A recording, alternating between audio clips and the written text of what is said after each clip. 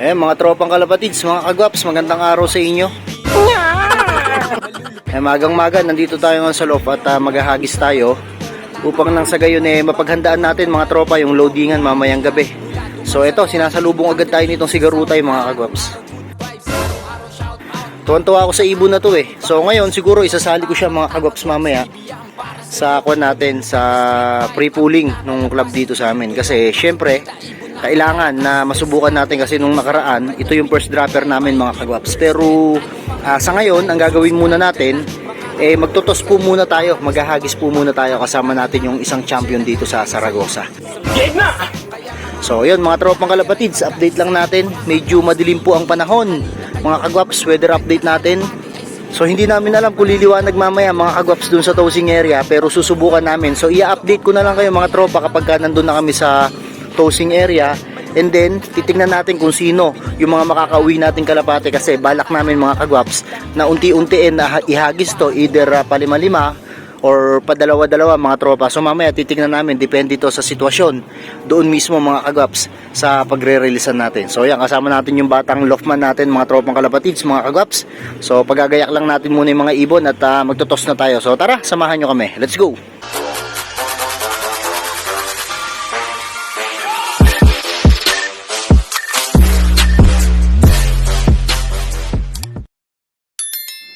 Baha pa rin mga kagwaps dito sa daan natin papunta sa tossing area. Kaya nga kailangan talaga tiyaga para sa mga puncher kasi ilang araw po na bumabagyo.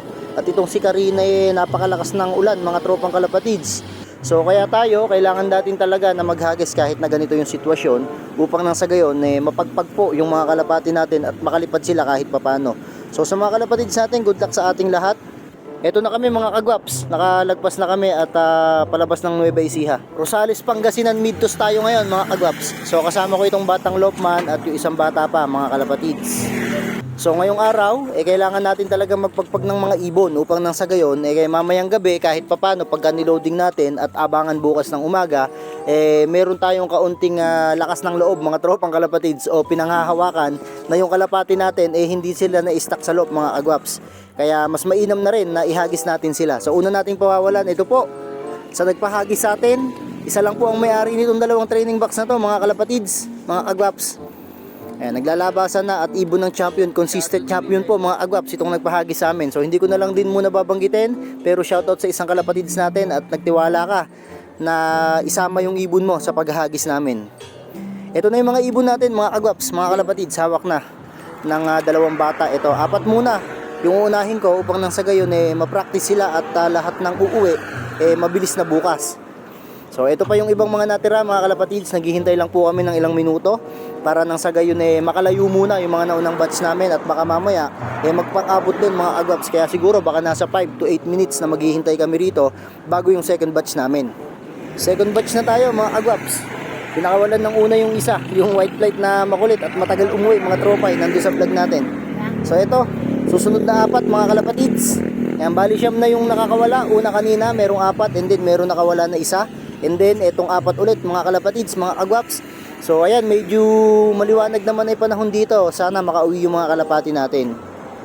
So ito na mga kalapatids, yung ating huling batch. Ayun, pinawalan yung isa, and then ito meron ulit na apat. So 5 piraso to. So ang total na kalapati natin 14 piraso. So uuwi na rin kami at i-update na lang namin kayo mamaya mga kalapatids. Ayun mga kagwaps, eto nakauwi na tayo ngayon dito sa loft natin. So kung bibilangin natin yung kalapati natin, 2, 4, 6, 8, 10, 12, 13 mga tropa. So wala pa ulit yung isang white flight na makulit at matigas ang ulo mga kalapatids. Ewan ko ba naman kung ba't nagkaganon yun. Sobrang tagal umuwi mga tropang kalapatids. Ayan, pero ngayon nagbibigay na tayo ng pagkain sa kanila kasi nakauwi naman tayo rito ng medyo late na rin.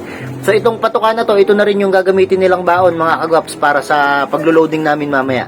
So tingnan natin kung anong kahihinatnan kasi bukas abangan namin ng first lap pre-pooling. So sasali siguro kami doon mga tropa.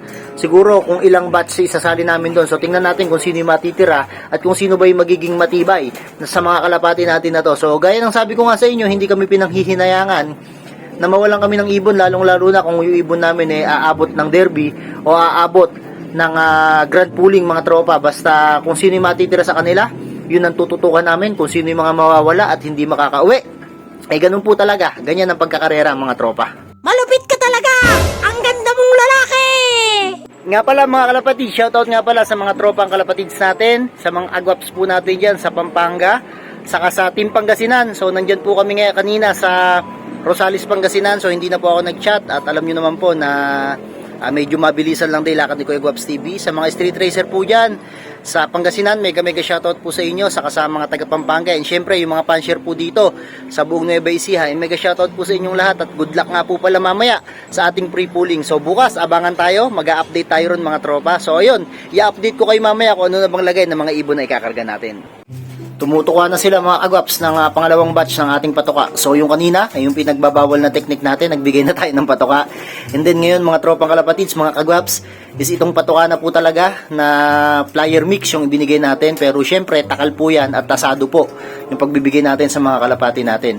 So mga kalapatids nga pala, maulan ng panahon ngayon, kaya ingat-ingat po tayo sa mga nagtotos, ingat po kayo.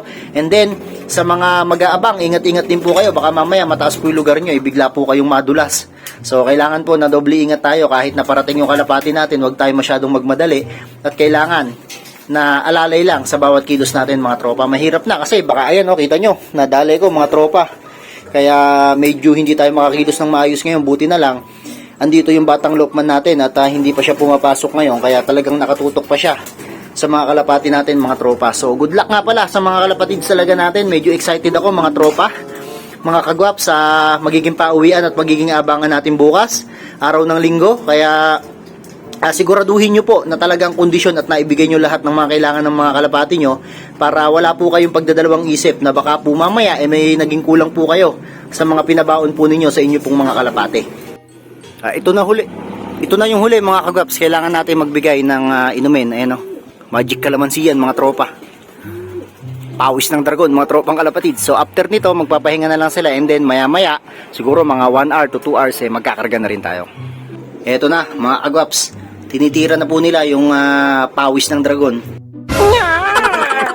Hindi talaga ako nagpapalit mga tropa ng painuminan ko kasi maamo sila dito sa inuminan na to, kaya ako hindi talaga ako hindi talaga ako nagpapalit. Pero marami tayong mga kwan dyan, mga inuminan dyan mga tropa, ginagamit ko yun sa pang south. Pero ito talaga, yung green na to, paborito ko rin painuman to, kasi pagka nakikita ng mga kalapati ko na hawak ko na to mga tropa, nagmamadala at nagkukumahus pa na lumapit sa akin para lang humingi ng inumin mga kagwaps. Ayan, so malapit-lapit na yung oras ng loadingan natin. So sabi ko nga sa inyo, last part na lang itong pagbibigay natin ng inumin. And then after nun, malapit-lapit na pumunta tayo dun sa loading station, kasi mag-aabang na lang din tayo mga kagwaps para ma-load itong ating mga Maya Warriors. So sasabak na sila sa pahirapan mga tropa, kasi sigurado maraming kalapatids ang kukuhan doon, ang maglo-load doon, kaya masasabi natin na talagang pahirapan na yun. So good luck mga kalapatids, i-update ko kayo bukas, abangan nyo yung aking video, kasi actual na arrival ng mga kalapati natin, lalong lalo na mag-i-start na kaming mag-clacking ni Kambal. So tingnan natin kung paano kaming magka-clack, kasi parang hindi yata abot yung wifi namin dito. So yun mga tropa, bukas update na lang tayo. So dito ko natatapusin tong video na to. Muli, this is Kuya Ray and you are watching Guaps TV. Peace out.